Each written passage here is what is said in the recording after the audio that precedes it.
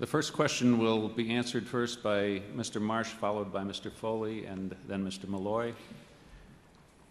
The state legislature this year passed a major school reform bill covering graduation requirements, teacher evaluations, data collection, charter schools, school governance, and a number of other matters.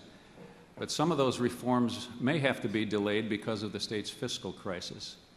Which of the reforms are your priorities and should be tackled first, and why is that priority so critical from your perspective?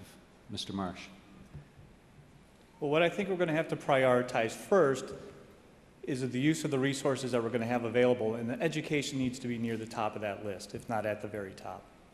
Within that structure, the ideas that you're talking about, whether the graduation rates, curriculum, accountability, I don't think you can separate one from the other. What we want to have is an education system that serves us all well. The key is not just to graduate. The key is to graduate with the skills that are necessary to take you to the next level, to take you to college, to take you to trade school, to make you a productive member of society. So I think what the intention of that legislation was to do is to put in place the pieces that are necessary to reach that end objective. And if you start parsing out one versus the other, you're going to have an incomplete package and you're not going to see the end result that you're looking for. I think what we have to do as a state is to determine how much of the resources that we have available are going to go towards education, prioritize those needs, and then put them in place to best utilize it for each of our objectives. We need a strong elementary education program to prepare them for secondary school. In secondary school, with a limited objective of just graduation, I think ends up where we are today, with 30% of those heading on to a four-year institution needing remedial help, 60% of those going to community college needing remedial help, and that's not really what the objective is. The objective can't be something as superficial as a graduation rate. It has to be a more robust examination of what education is intended to do, and that is to make us a productive member of society. Mr. Foley? I think that the legislation that was passed is a very good first step, but I think it's a shame, frankly, that we had to be pushed into this by our federal government. It was race to the top that prompted this legislation. I think Connecticut, I would like, as governor, to have Connecticut at the forefront of reform in education and have Connecticut leading rather than following states that are providing leadership here. So it's a good first step. The things in the legislation I particularly like were enabling no limit on charter schools, for example. I think is there's still no funding being provided, but at least there's no cap on charter schools.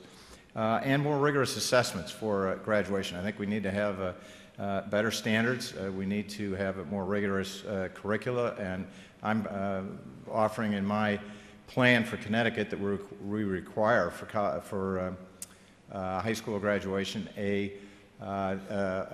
exam that all students in Connecticut would have to pass before they get a diploma. So this is a good start, but again, I really think there's so much inertia and the special interests have tied up our educational system that is underperforming in many areas, and as governor, I would set it as a very high priority to break through that and promote change. This is a start in that direction. On the fiscal question, our most serious problems are actually not related to the amount of money we're spending. I have said I will not reduce the amount of money we spend at the state level on education, but we spend over $13,000 per student in New Haven, for example, and that's plenty. Our neighbor, Massachusetts, is first in the nation, and they spend actually the same amount of money we do. So I think if we maintain spending where it is, it'll be enough, but we don't need to increase it to improve the schools in Connecticut. Mr. Malloy? I think the most significant measure to pass in the legislature this past session with respect to education is the creation of parent-led governance councils at low-achieving schools. You know, we're spending a lot of time talking about how to get parents involved in turning schools around. Well, here we have a model. If your son or daughter is attending a low-achieving school, you have a right to compel a governance council, which actually has a power to reconstitute that school. In many ways, we probably should extend that to all schools in Connecticut. Now, we have to do that in a cooperative way. We have to hold people's feet to the fire to make sure the test scores improve, that education is being allotted, that graduation rates are going up, that SAT scores increase, that people are being prepared for careers, that people are being prepared for college if they choose so. And I think that that may be one of the most significant tools that was enacted this past year. I do believe that there is a money question. I believe that urban areas have a harder road to hoe. And in some cases, they haven't spent their money as wisely as I would like them to. That's why in a proposal that my running mate Nancy Wyman and I made a number of months ago, we proposed the creation of a system by which all school systems in the state of Connecticut would have to report how much money actually gets itself into a classroom as opposed to how much is being spent on administration. And then you could gauge that on a year-to-year basis to see whether your school system is making the kinds of reform that comport with your desires on behalf of your children.